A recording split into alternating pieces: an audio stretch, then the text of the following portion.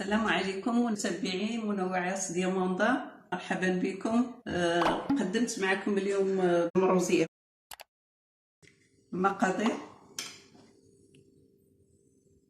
عندنا معلقه ديال السمن، عندنا معلقه وشويه ديال السكنجبير، معلقه كبيره ديال السكنجبير عامره، معلقه ديال الخرقوم، الملح حسب الذوق، زعفران شعره ما بين غرام ونص 2 غرامات، البزار الابيض والبزار الكحل. هادو هما المقادير. كنديرهم في الماء.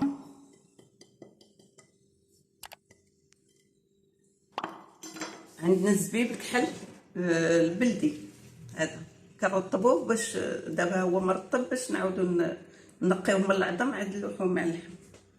عندنا القرفه، هزيمه هكا ديال القرفه كتلاه في الطنجره حتى هي. البصله عندنا 1.5 كيلو، واللحم 4 كيلو. صافي الطريقه: كنبداو نخلطوا اللقامه في الماء ونديروها في اللحم.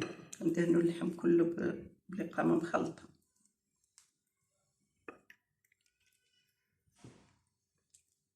اللحم كتكون العنقره والسنسول ديال الحولي في المروزيه هما اللي كيداروا، هما اللي كيجيو فيها مزيانين. عنقره ديال الحولي والسنسول.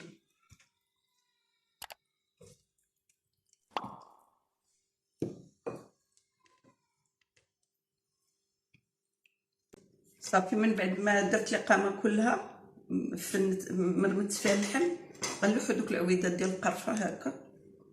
شفتين؟ نزيدو القامه ديال المروزيه. معروفه القامه ديال المروزيه، راني دايره لكم دوك الحبيبات اللي كندير راه كاينين في القناه، حيت ما كنشريهاش مطحونه، كناخذها وكنطحنها.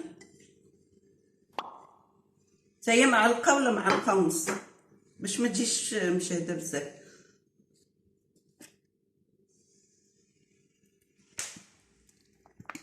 صافي شويه ديال الزيت، الغل ملي كيكون فيه ليدام. صافي من بعد ما رقدتها شويه في القامه، بقات شويه مرقده، درتها فوق العافيه في الطنجره ودرت شويه ديال الماء، تقريبا شي يترو هكاك ديال الماء. وهاد الزبيب كنرقدو ونديرو يطلع فيه واحد الغليه ونغسلو ونقي، نحيد منه هاد العظومه هادو الوسطانيين وكنلوحو. الزبيب على حسب الاختيار، كل واحد يدير، لا بغى يكثر يكثر، بغى يقلل يقلل، اللي بغى. شويه كيجي معلق في المريقه وصافي. راه معروفه المروزيه كيفاش كتجي.